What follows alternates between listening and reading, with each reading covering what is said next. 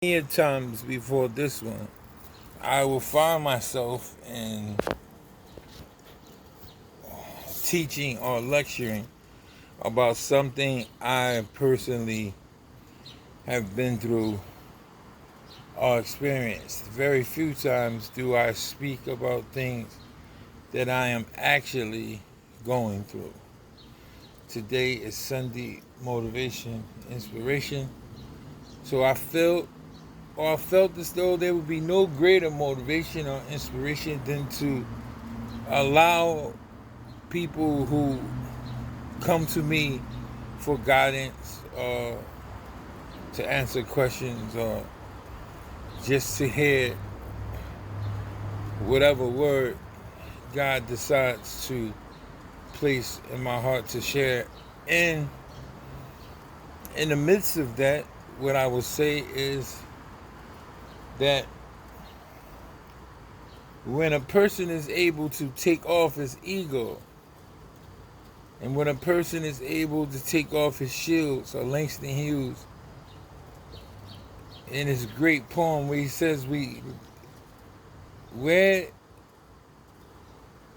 the mask that grims and lies, it shades our cheeks and hides our eyes.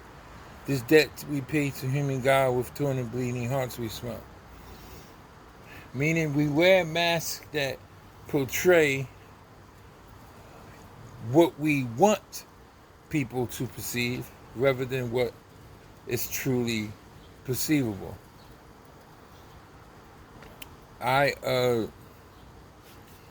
I come with you with a heavy heart because not because something is wrong, uh, but because I thought that I was over an element in which I suffer or I am going through the process of healing from, therefore there must be suffering. When you burn, in order for your burn to heal, the nurse must scrub off dead skin, which is extremely painful, to promote the wound to bleed, which encourages healing. So I know that just like in regular life, there will be also times when spiritually we will have to go through something to increase or to better the chances of our healing. What am I speaking of? I can hear someone say, get to the point. Okay. I used to suffer really bad from survival's guilt and from a syndrome that is caused when everything is going right, and instead of the person celebrating, he is preparing himself when the right is over. Like a person who is used to going to war and they send this person home, and this person is going to the grocery store, he's picking up his kids, he's doing all of these things that he thought or sweared he missed. And the reality of it is he is more addicted to war than he is peace. I am not that far along still, but I was. But I found myself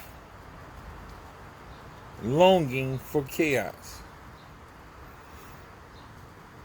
And when I felt myself longing for chaos, I realized that it was just the enemy who knows my weaknesses like I know his strengths.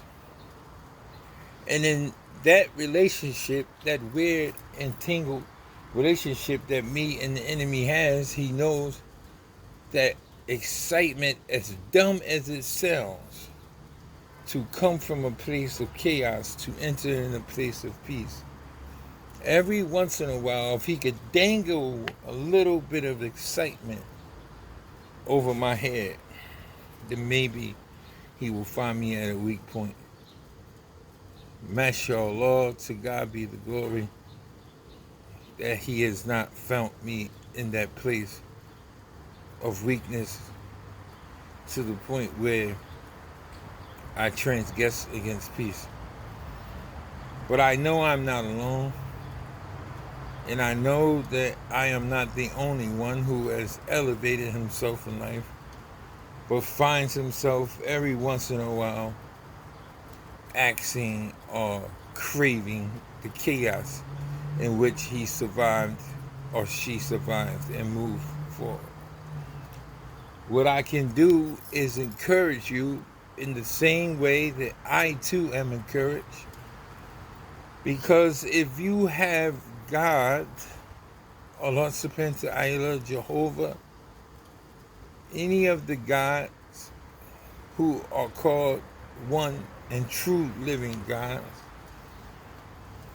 which are called in different names, not different elements, or they are not made up of different characteristics. If you believe in the one true living God, then you, my friend, whether you agree with me or not, believe in the same God that I do.